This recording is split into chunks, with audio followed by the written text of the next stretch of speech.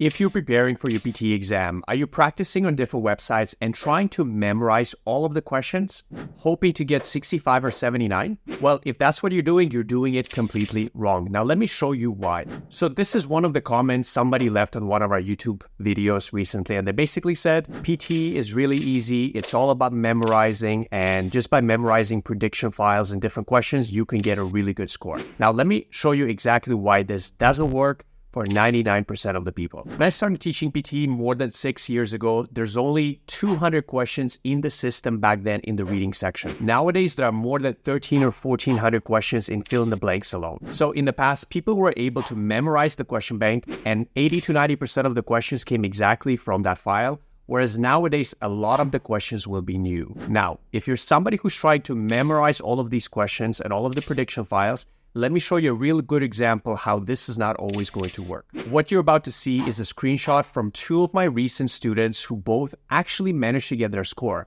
But here's what they told me right after they finished their exam. Have a look. But this was a husband and a wife that gave the exam in the exact same date, 1 in the morning, 1 in the afternoon.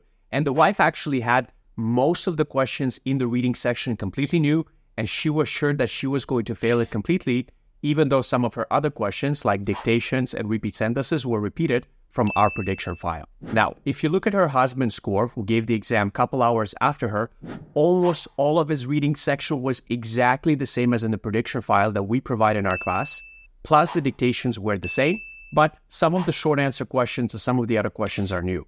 So what is the moral of the story? First of all, let me show you what their results are.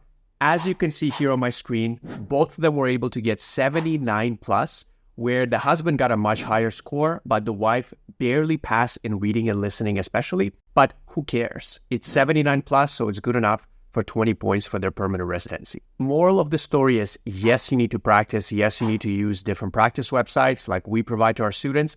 And yes, the prediction file helps, but you need to know the basic tips, tricks, strategies. You need to learn vocabulary, and you need to learn grammar, especially for questions like your fill in the blanks in the reading section. So the prediction file that we normally share with our students 1 week before their test, it's the cherry on top of the cake. But you should not be missing out on all of these different strategies and your practice and hope that you can get 65 or 79 just from the prediction file. So practice, go ahead, use different websites, use different platforms, but do not try to memorize the questions. You should focus on understanding and on improving your basics in order to get 65 or 79. Need guidance, as always, with classes or practice platform or prediction file, just like we provided to these two students who got 79 plus. Make sure to comment below or send us a message with your previous result so we can advise you exactly how we can help you. This is Alex from Dream English. I'll see you in the next video. Take care.